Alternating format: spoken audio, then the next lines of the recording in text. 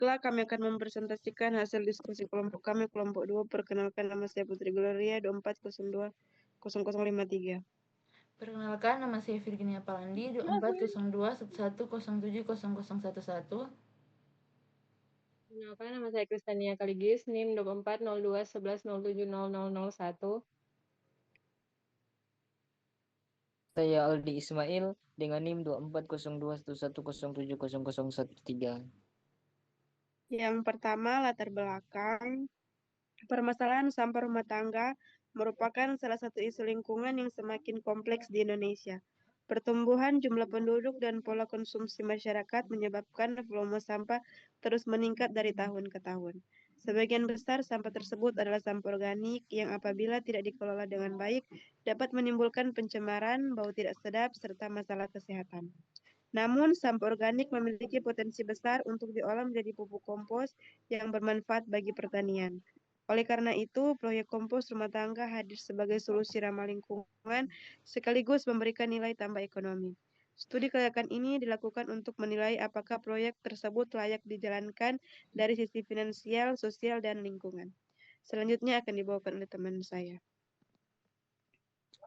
Selanjutnya, tujuan dan manfaat.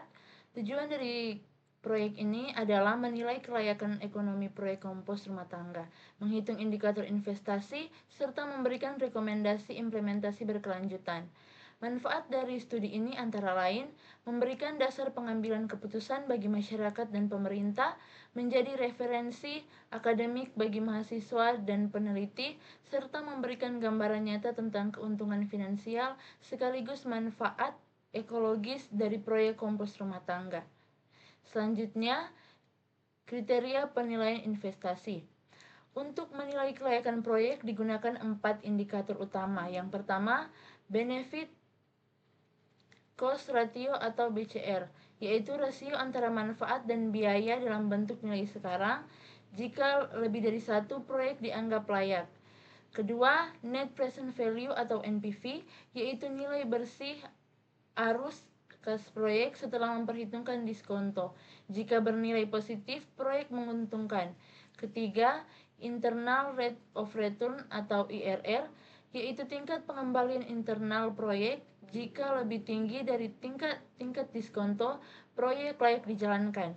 Dan yang keempat, payback period, yaitu waktu yang dibutuhkan untuk mengembalikan investasi awal. Semakin singkat periode pengembalian, semakin baik proyek tersebut. Selanjutnya itu ada data proyek.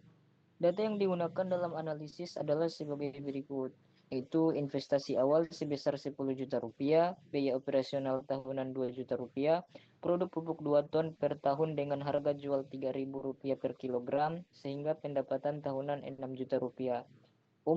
Umur proyek diasumsikan 5 tahun dengan tingkat diskonto 10%. Next. Itu ada analisis arus kas. Dari data tersebut, kita susun arus kas tahunan. Pendapatan 6 juta rupiah dikurangi biaya 2 juta rupiah menghasilkan net benefit 4 juta rupiah per tahun. Setelah didiskonkan dengan tingkat 10%, diperoleh nilai sekarang net benefit tiap tahun. Total nilai sekarang net benefit selama 5 tahun adalah sekitar 15 juta rupiah. Setelah dikurang investasi awal, diperoleh NPV sebesar 5.166.000 rupiah. Next. Ini ada hasil perhitungan. Hasil perhitungan menunjukkan bahwa BCR sebesar 1,5, NPF positif sebesar 5 juta lebih, IRR sekitar 18%, dan payback periode 2,5 tahun. Semua indikator ini menunjukkan bahwa proyek kompos rumah tangga layak dijalankan.